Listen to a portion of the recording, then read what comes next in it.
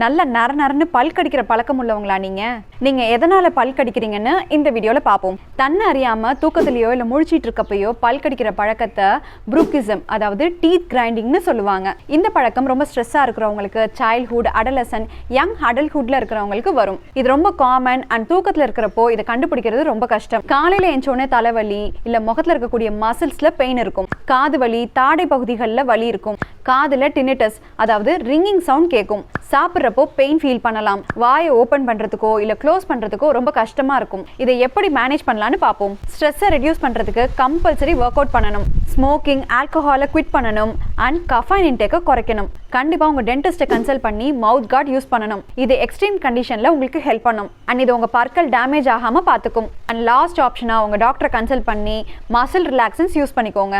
இந்த வீடியோவை மறக்காம ஷேர் பண்ணுங்க அண்ட் கமெண்ட் செக்ஷன்ல இன்னும் என்ன மாதிரியான ஹெல்த் இன்ஃபர்மேஷன் வேணும்னு சொல்லுங்க.